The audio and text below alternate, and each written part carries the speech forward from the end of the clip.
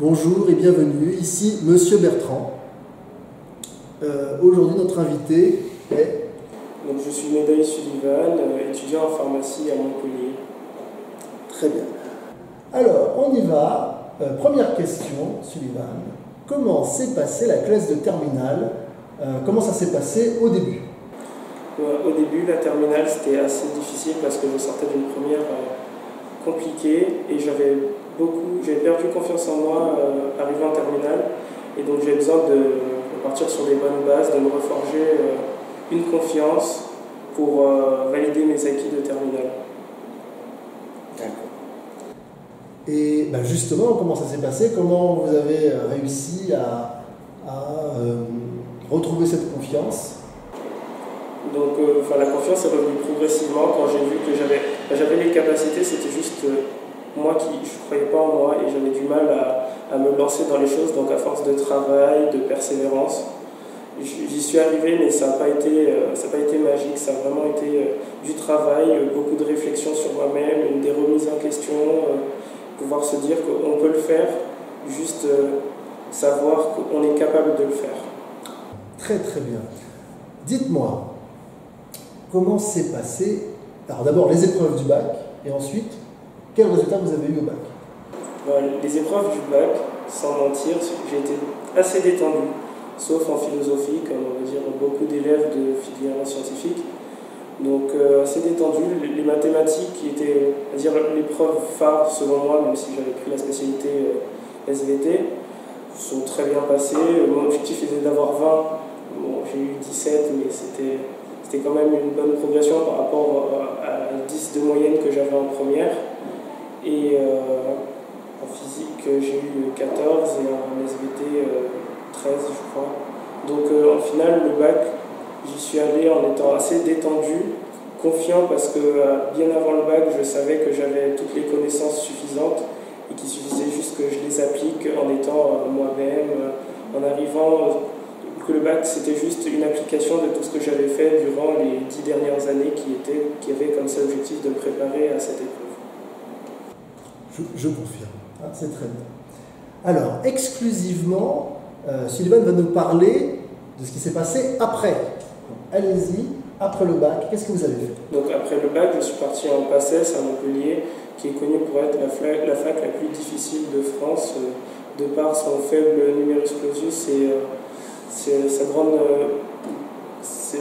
la grande proportion d'élèves, surtout, on est 3000 étudiants qui passent le concours chaque année.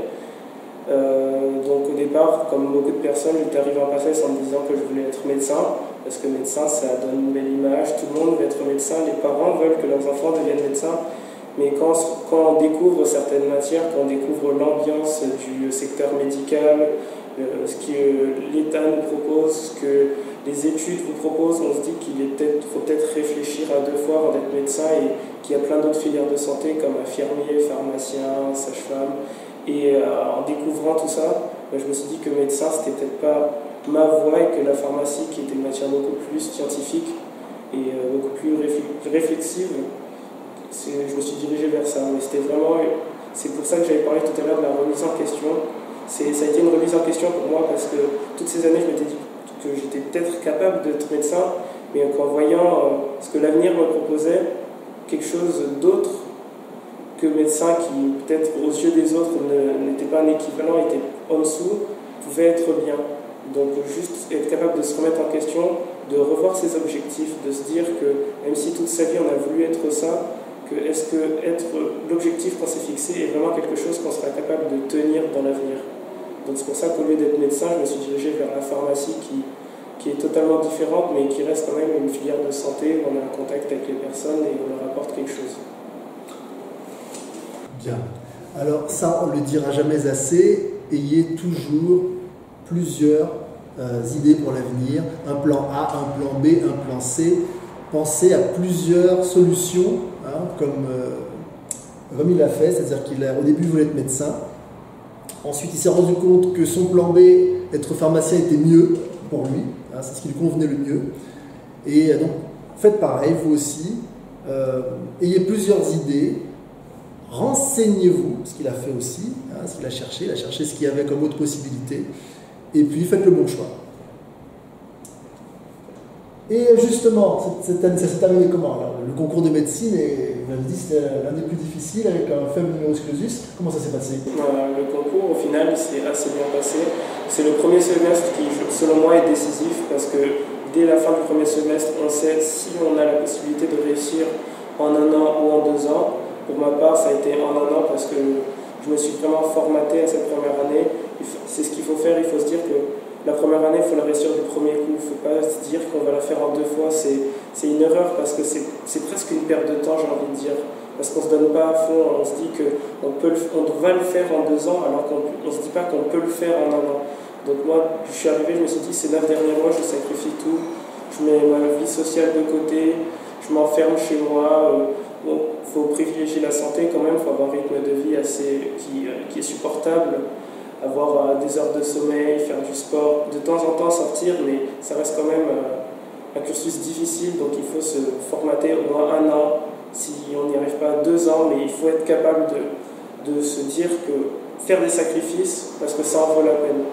Donc j'ai fait des sacrifices pendant 1 an, plutôt 9 mois, mais au bout de ces 9 mois, quand j'ai vu les résultats, j'avais les résultats escomptés et j'avais réussi le concours. Félicitations. Félicitations. C'est exactement ça. C'est une question d'état d'esprit. Il faut avoir un état d'esprit positif. Il faut se dire en permanence qu'on doit y arriver. Passer à l'action surtout. C'est ce qu'il a fait. Il est passé à l'action. C'est pas contenté de se dire j'aimerais bien y arriver. Il a dit voilà, je veux y arriver. Et il est passé à l'action. Il a bossé dur et il a réussi. On ne peut que le suivre. C'est un modèle à suivre. Bien. Alors, peut-être un dernier conseil? Mon dernier conseil, je pense que ce sera l'humilité. L'humilité, c'est pas seulement ne pas savoir se vanter, c'est aussi savoir de quoi on est capable, faire ce qu'on dit, être capable sur le terrain d'étaler nos connaissances sans pour autant empiéter sur les autres, mais aussi être capable de se remettre en question, de savoir de quoi on est capable, connaître nos limites. Et à partir de cette limite-là, peut-être la dépasser pour augmenter nos connaissances, mais aussi notre savoir-vivre. Parce que l'humilité, c'est ne pas empiéter sur les autres, c'est être capable de partir à la recherche, de faire des connaissances, d'acquérir des connaissances, de rencontrer des personnes.